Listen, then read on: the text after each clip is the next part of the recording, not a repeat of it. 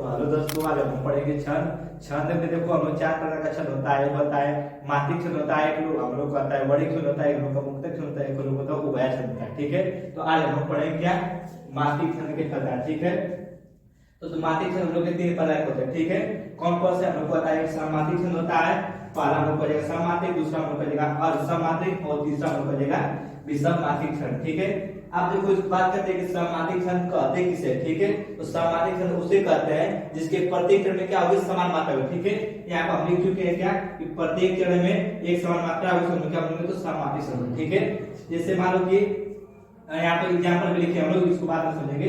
समात्रिक छंद उसे कहते हैं जिसके प्रत्येक चरण में क्या होगी, एक समान मात्रा, उसको हम क्या बोलेंगे, समात्रिक छंद। ठीक है, अब बात आता है दूसरे मतलब क्या कि कहते हैं अर्धसमात्रिक छंद किसे कहते हैं। ठीक है, तो अर्धसमात्रिक छंद उसे कहते हैं जिसके पहले और तीसरे चरण में, अर्थात कह सकते हैं क्या कि विषम चरण में। ठीक है, जिसके पहले और तीसरे चरण में एक समान मात्रा होगी तथा समचरण, अर्थात समचरण किसे कहते हैं, तो दूसरे और चौथे चरण को क्या कहते हैं हम लोग, समचरण कहते हैं। ठीक है, तो कह रहा है कि जिसके समचरण में एक समान मात्रा होगी तथा विषम चरण में एक समान मात्रा होगी। ठीक है, जिसके पहले और तीसरे चरण में एक समान मात्रा होगी और दूसरे और चौथे चरण में एक समान मात्रा, उसको क्या बोलेंगे, तो अर्धसमात्रिक छंद कहते हैं। ठीक है, आप देखो बात आते हैं विषम मात्रिक छंद किसे कहते हैं। ठीक है, तो विषम मात्रिक छंद उसे कहते हैं करें कि जब दो अलग अलग छंद मिलकर क्या, जब दो अलग अलग छंद मिलकर एक नए छंद का निर्माण करते हैं, तो क्या बोलेंगे, विषम मात्रिक छंद बोलेंगे। ठीक है, अब देखो यहाँ पर हम बात करते हैं कि सममात्रिक छंद के भेद कितने होते हैं। ठीक है, तो सममात्रिक छंद के देखो हम लोग, एक होता है चौपाई होता है, एक रोला होता है और गीतिका होता है और हरे गीतिका। ठीक है,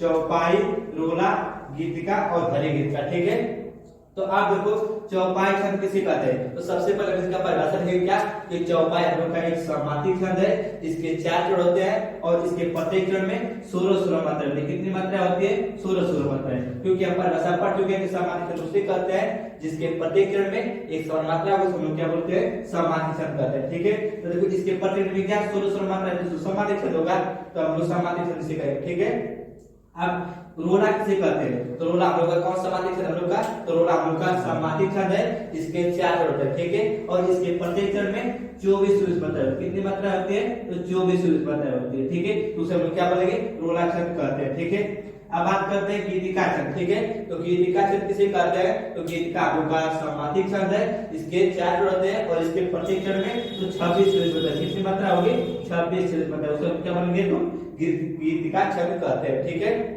अब देखो हरि गीतिका छंद, हरि गीतिका छंद, गीतिका छंद। ठीक है, तो हरि गीतिका छंद किसे कहते हैं, देखो यहाँ पर इसका परिभाषा लिखिए क्या कि हरि गीतिका छंद हम लोग का एक समात्रिक छंद है, इसके चार चरण होते हैं और इसके प्रत्येक चरण में 28 मात्रा होती है, उसे क्या बोलेंगे हम लोग, तो हरि गीतिका छंद कहते हैं। बस आप इसको याद रखिए कि चौपाई में 16 मात्रा होती है और रोला में 24। अब देखो 24 के बाद दो का अंतर है, 24, 26, 28। ठीक है, तो हम लोग क्या, रोला में 24 मात्रा होगी, गीतिका में 26 मात्रा होगी और हरि गीतिका में 28 मात्रा होगी। ठीक है, तो उसे हम क्या बोलेंगे, समात्रिक छंद कहते हैं। ठीक है, अब देखो और समात्रिक छंद पर आते हैं, तो और मात्रिक छंद किसे कहते हैं, तो जो आपको पता है क्या कि जिसके पहले और तीसरे चरण अर्थात क्या कि विषम चरण में एक समान मात्रा होगी, उसको लोग क्या बोलेंगे, तो और समात्रिक छंद कहते हैं। ठीक है, और कह कि जिसके दूसरे और चौथे चरण अर्थात क्या सम चरण में जब एक समान मात्रा होगी, उसको क्या बोलेंगे, तो और समात्रिक छंद कहते हैं। ठीक है, तो यहाँ पर सबसे पहले दोहा छोड़ते हैं। ठीक है, तो दोहा,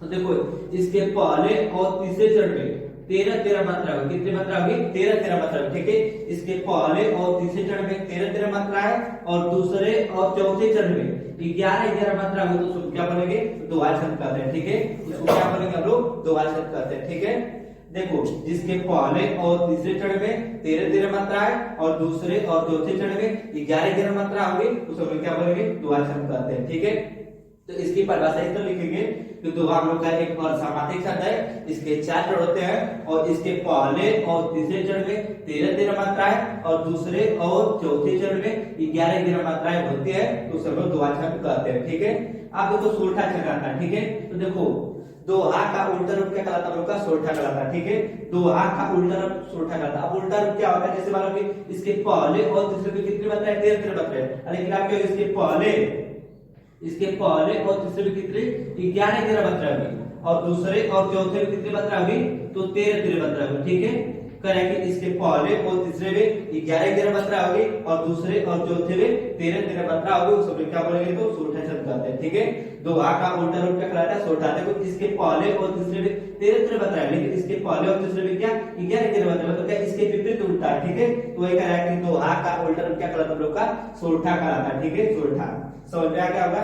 आप देखो बरवे छंद किसे कहते हैं, तो इसको देखो इसके पहले और तीसरे में 12 मात्रा होगी। ठीक है, इसके पहले और तीसरे में कितने, स्लो इसके पहले और तीसरे में 12 मात्रा होगी और दूसरे और चौथे में 7 मात्रा होगी। ठीक है, दूसरे और चौथे में 7 मात्रा होगी, उससे हम लोग क्या बोलेंगे तो बरवे छंद कहेंगे। ठीक है, जिसके पहले और तीसरे में 12 मात्रा होगी और दूसरे और चौथे में 7 मात्रा, उससे हम लोग क्या बोलेंगे तो बरवे छंद बोलेंगे। ठीक है, आप देखो उलाला छंद। ठीक है, इसके पहले और तीसरे में 15 मात्रा होगी, इसके पहले और तीसरे में 15 मात्रा होगी और दूसरे और चौथे में तो 13 मात्रा, उसमें क्या बोलेंगे तो उलाला छंद कहेंगे। ठीक है, जिसके पहले और तीसरे में कितनी मात्रा होगी हम लोग की 15 मात्रा है और दूसरे और चौथे में 13 मात्रा, उसमें क्या बोलेंगे तो उलाला छंद बोलेंगे। ठीक है, आप देखो हम लोग विषमाती छंद पाते हैं। ठीक है,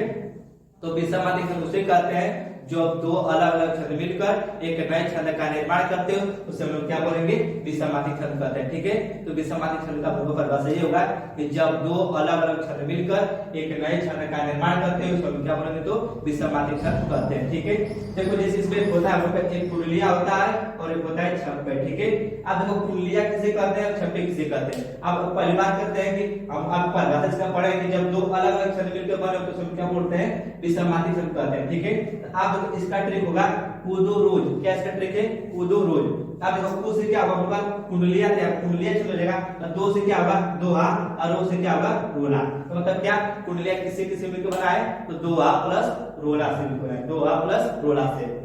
अब देखो दोहा हम लोग कौन समाधि है यहाँ पर पढ़ चुके, दोहा हम लोग का और समाधि छंद है और रोला हम लोग कौन समाधि है तो रोला हम लोग का समाधि छंद है। यहाँ पर देखिए रोला हम लोग का समाधि छंद है और दोहा हम लोग का अर्ध समाधि छंद। ठीक है, तो हम लोग का ये कौन समाधि है हम लोग का अर्ध समाधि छंद। ठीक है, अर्ध समाधि छंद है और ये हम लोग का है समाधि छंद। ठीक है, अब हम छप्पे छंद। ठीक है, तो छप्पे छंद क्या है क्या कि इसका ट्रिक है रो छपा छ। क्या इसका ट्रिक रो छपा छ।